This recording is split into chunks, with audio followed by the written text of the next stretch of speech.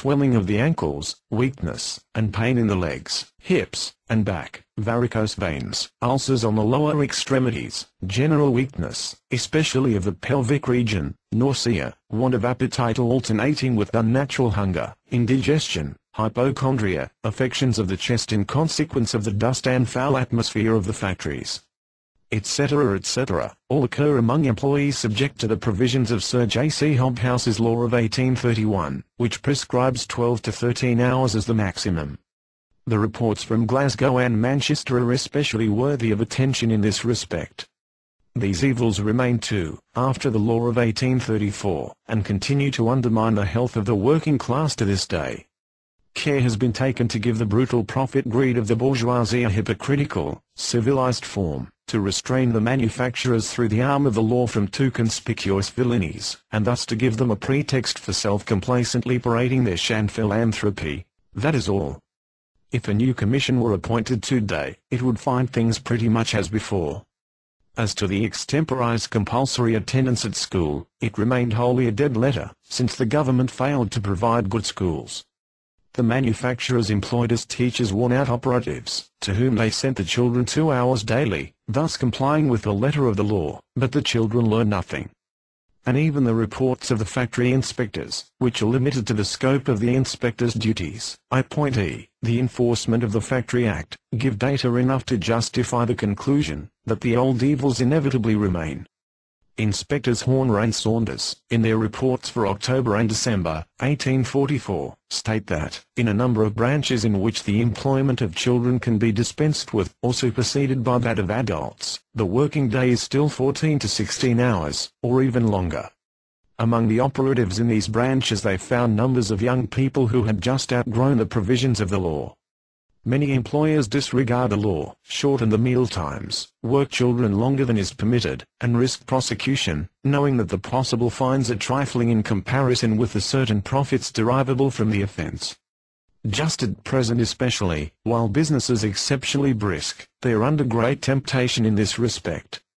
Meanwhile the agitation for the 10 hours bill by no means died out among the operatives. In 1839 it was under full headway once more, and Sadler's place, he having died, was filled in the House of Commons by Lord Ashley 174 and Richard Ostler, both Tories.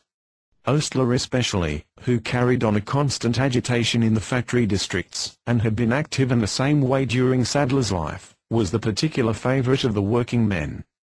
They called him their good old king, the king of the factory children, and there is not a child in the factory districts that does not know and revere him, that does not join the procession which moves to welcome him, when he enters a town.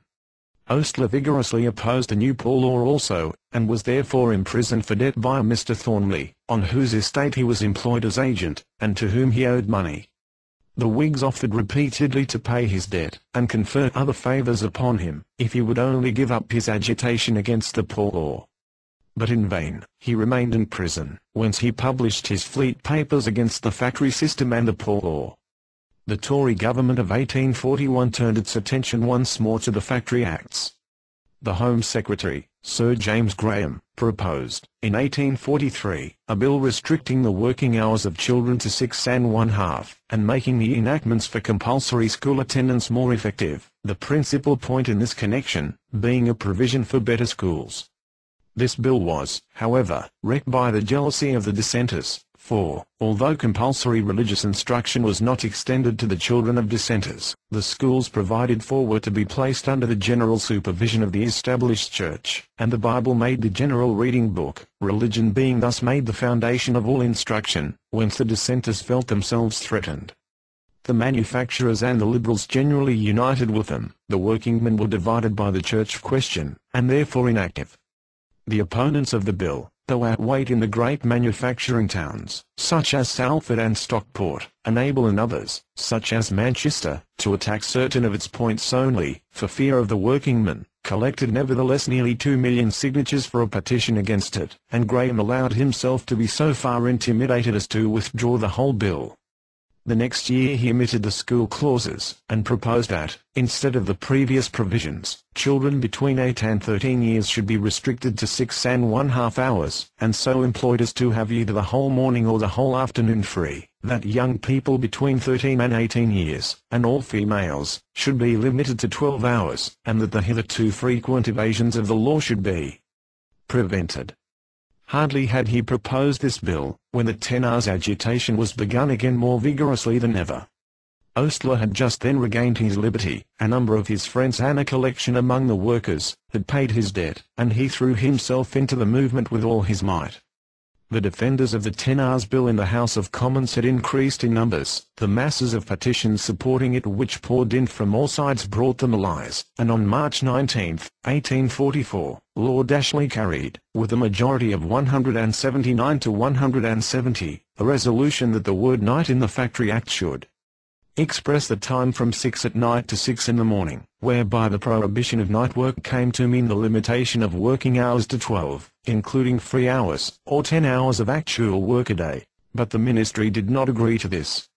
Sir James Graham began to threaten resignation from the cabinet, and at the next vote on the bill the House rejected by a small majority both 10 and 12 hours.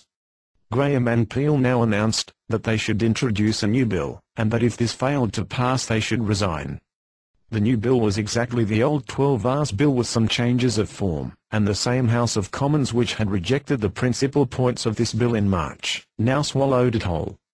The reason of this was, that most of the supporters of the 10 hours bill were Tories who let fall the bill, rather than the ministry, but be the motives what they may, the House of Commons by its votes upon this subject, each vote reversing the last, has brought itself into the greatest contempt among all the workers, and proved most brilliantly the Chartists' assertion of the necessity of its reform.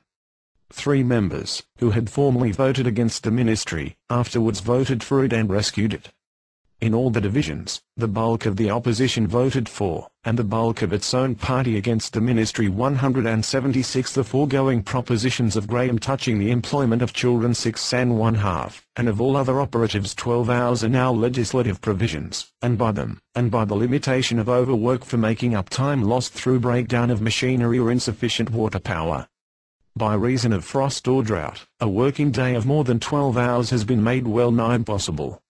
There remains, however, no doubt that, in a very short time, the 10 hours bill will really be adopted. The manufacturers are naturally all against it. There are perhaps not 10 who are for it. They have used every honourable and dishonourable means against this dreaded measure, but with no other result than that of drawing down upon them the ever-deepening hatred of the working men. The bill will pass. What the working men will do they can do, and that they will have this bill they proved last spring. The economic arguments of the manufacturers, that a 10 hours bill would increase the cost of production, and incapacitate the English producers for competition in foreign markets, and that wages must fall, are all half true, but they prove nothing except this, that the industrial greatness of England can be maintained only through the barbarous treatment of the operatives, the destruction of their health, the social, physical, and mental decay of whole generations. Naturally, if the 10 hours bill were a final measure, it must ruin England, but since it must inevitably bring with it other measures which must draw England into a path wholly different from that hitherto followed, it can only prove an advance. Let us turn to another side of the factory system which cannot be remedied by legislative provisions so easily as the disease is now engendered by it. We have already alluded in a general way to the nature of the employment, and enough in detail, to be able to draw certain inferences from the facts given. The supervision of machinery, the joining of broken threads, is no activity which claims the operative's thinking powers, yet it is of a sort which prevents him from occupying his mind with other things. We have seen too, that this work affords the muscles no opportunity for physical activity. Thus it is, properly speaking, not work, but tedium, the most deadening, wearing process conceivable. The operative is condemned to let his physical and mental powers decay in this utter monotony. It is his mission, to be bored every day and all day long from his 8th year. Moreover, he must not take a moment's rest. The engine moves unceasingly, the wheels, the straps, the spindles hum and rattle in his ears without a pause, and if he tries to snatch one instant, there is the overlooker at his back with a book of fines. This condemnation to be buried alive in the mill, to give constant attention to the tireless machine, is felt as the keenest torture by the operatives, and its action upon mind and body is in the long run stunting in the highest degree. There is no better means of inducing stupefaction than a period of factory work, and if the operatives have, nevertheless, not only rescued their intelligence, but cultivated and sharpened it more than other working men, they have found this possible only in rebellion against their fate, and against the bourgeoisie, the sole subject on which under all circumstances they can think and feel while at work. Or, if this